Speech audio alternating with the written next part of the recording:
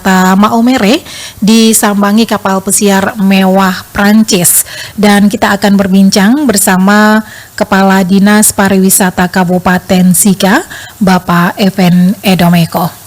Dan pendengar RRI ya, untuk Anda yang mau berinteraksi bersama kami, masih kami buka line telepon dan juga line WhatsApp hingga nanti jelang pukul 10 waktu Indonesia Tengah. Kita sapa dulu Bapak Kadis Pariwisata Kabupaten Sika. Selamat pagi Pak Even. Selamat pagi RRI Pro 1 Endes. Salam hangat dari Maumere. Salam hangat ke Maumere juga ya Pak, ya, dari ND Kota Pancasila. Baik, Pak Even, terkait dengan kunjungan kapal pesiar mewah yang berbendera Prancis ke Maumere, lagi-lagi ya banyak kapal asing yang sambangi ya Pelabuhan Lorensai ke Maumere. Sebenarnya ini apa makna dan juga dampak kunjungan dari kapal pesiar tersebut bagi pariwisata di Kabupaten Sika nih Pak? Iya, terima kasih Kakak. Jadi maknanya bagi kami bahwa pariwisata Kabupaten Sika masih memiliki pasar.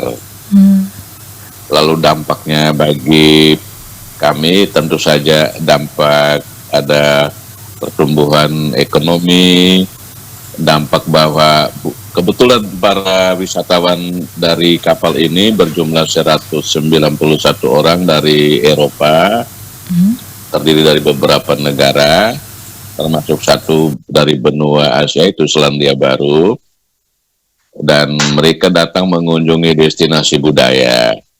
Dan oleh karena itu bagi kami dampaknya bahwa potensi wisata budaya Kabupaten Sika masih tetap diminati dan mampu menarik atau memiliki daya tarik wisata yang kiranya saya kira tinggi.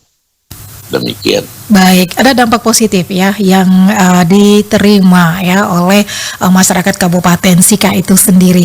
Nah, untuk proses kerjasama atau komunikasi antara pihak kapal pesiar dengan pemerintah Kabupaten Sika hingga kapal ini bersandar ya di Pelabuhan Sika ini seperti apa nih Pak Even? Jadi mekanismenya yang memiliki relasi dekat dengan operator tur dari kapal pesiar Lesto itu adalah para saudara dari anggota ASITA, Asosiasi Travel Agent, atau Asosiasi Perjalanan Wisata Kabupaten Sika. Mereka lah pihak yang memiliki relasi langsung dengan agen perjalanan luar negeri dan pemerintah Kabupaten Sika mendukung dan terjadi lagi kerjasama ini bersama agen-agen yang lain, juga operator kapal pesiar lainnya ke depan. Jadi tugas pemerintah itu sebenarnya sebagai inspirator, motivator, regulator, dan juga support ke depannya. Baik, tadi sudah dijelaskan juga ya ada dampak positif ya untuk pertumbuhan ekonomi di Kabupaten Sika. Nah, bentuk keterlibatan lain dari masyarakat itu sendiri dalam menyambut wisatawan dari kapal pesiar tersebut ini apa nih Pak? Baik, 191 wisatawan yang turun dari kapal pesiar itu oleh kawan-kawan tur operator lokal yakni anggota ASITA dan juga didukung oleh kawan-kawan tur guide yang tergabung dalam HPI, langsung membawa para turis menuju lokasi destinasi budaya, dan di sanalah peran masyarakat sebagaimana ditanyakan tadi. Jadi masyarakat yang menyambut tamu-tamunya ini melaksanakan berbagai atraksi budaya sebagaimana memang selama ini telah mereka siapkan untuk menyambut wisatawan. Sehingga bagaimana peran masyarakat, yakni masyarakat melaksanakan ya melaksanakan sendiri, mulai dari menyambut, memberi hiburan, beratraksi, bahkan juga menyajikan hidangan makanan lokal, kuliner lokal kepada para wisatawan. Baik, Pak. Jadi segala sesuatunya masyarakat yang laksanakan sendiri. Oke, masyarakat yang melaksanakan sendiri. Nah, selama berada di Maumere ini tempat-tempat destinasi wisata mana saja nih yang dikunjungi? Nah, ada 2 destinasi budaya, kebetulan para wisatawan yang datang melalui kapal pesiar ini adalah para wisatawan dari Eropa yang memiliki minat besar pada wisata budaya, khususnya bagaimana kebudayaan tentang pengetahuan dan keterampilan membuat tenun ikat tradisional dengan bahan bawaan alami. Sehingga 2 destinasi kondang yang kerap mereka kunjungi dan juga kemarin mereka kunjungi itu ada Sanggar Budaya Bliran Sina Watu Belapi dan Sanggar Budaya Doka Tawatana Desa Umauta. Demikian. Baik, sejauh ini Pak Evan, apakah ada potensi destinasi baru di Kabupaten Sika yang sedang dipersiapkan seperti itu? Iya, kami menyiapkan dan setiap tahun tentu saja berusaha untuk menambah destinasi, dan kita belajar dari pengalaman macam kunjungan kapal pesiar ini. Dengan ada 191 penumpang yang yang terbagi menjadi 2 dan berkunjung ke 2 destinasi ini, maka satu destinasi kurang lebih menerima 90 wisatawan. Dan ini kiranya baik kalau kita menghidupkan lagi atau mendampingi lahirnya destinasi budaya yang baru, sehingga dengan adanya minat wisatawan asing tentang wisata budaya yang makin tinggi ini juga memberikan informasi, motivasi, inspirasi bagi kami untuk mendorong lahirnya kembali destinasi baru khususnya di bidang budaya. Baik, ini berapa lama nih selama berada di Kabupaten Sika nih Pak?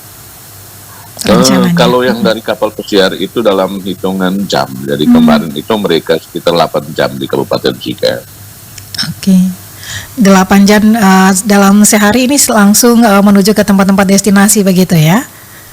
Betul, mereka bermalam di kapal sehingga kita punya tingkat hunian di hotel juga tidak mengalami penambahan. Baik, dan dari Dinas Pariwisata sendiri strategi yang dilakukan untuk bisa menjaga keberlanjutan kunjungan kapal pesiar ke Kabupaten Sika ini apa ke depannya?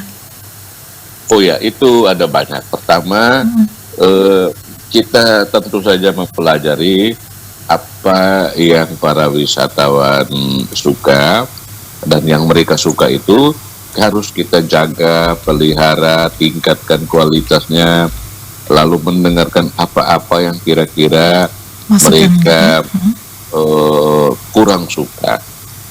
Ada yang menyatakan secara langsung ketika kita juga memiliki tim survei yang melakukan wawancara. Akan tetapi tentu saja di tempat-tempat destinasi juga disiapkan buku ya, Pak Evan. Guide lokal itu juga memiliki hubungan dekat karena setiap guide itu memimpin satu tim kecil, dan biasanya bersama guide-nya itu mereka menyampaikan ada yang kurang. Nah, itu yang kita kumpulkan untuk kita perbaiki yang kurang. Kalau yang mereka suka itu kita tingkatkan dan perbanyak. Dan itu baru satu strategi lainnya juga adalah membina hubungan baik Tapati dengan teman-teman dari organisasi Asita atau travel agent ini. Strategi lainnya adalah mengirimkan teman-teman anggota Asita untuk mengikuti pameran di pasar pariwisata baik regional, nasional maupun luar negeri. Akan tetapi itu semua butuh biaya, dan itu kita kembalikan kepada kemampuan keuangan daerah. Baik, apalagi sekarang sudah ada efisiensi.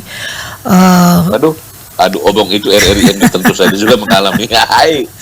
Iya, pasti semuanya kena ya Pak dampak dari efisiensi ini ya Pak ya. Oke, baik Iya, Pak iya, Evan, iya. ini yang terakhir nih, apakah pemerintah Kabupaten Sika sendiri berencana menjadikan Maumere sebagai salah satu destinasi utama kapal pesiar di wilayah Indonesia Timur ya seperti itu? Cita-cita itu tentu ada, akan tetapi kita juga harus realistis melihat kemampuan diri dan juga potensi yang dimiliki kawan-kawan lain. Kalau kelas Indonesia Timur, ya Bapak mantan Presiden Jokowi pada masa aktif beliau itu kan menetapkan Labuan Bajo, Mandalika, sehingga kita juga harus tahu diri kalau mengklaim Indonesia Timur itu ya pikir-pikir panjang. Baik. Akan tetapi cita-cita itu ada,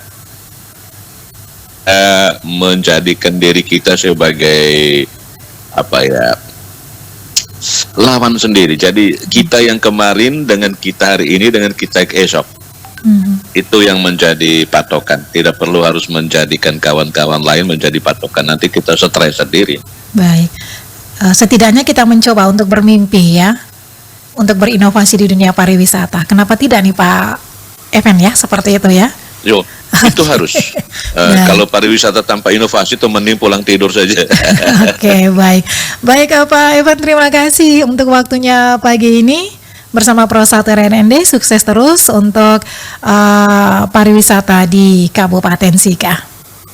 Terima kasih RND dan salam hormat untuk semua pendengar di mana saja berada. Salam hangat dari Maumere. Selamat pagi. Pagi.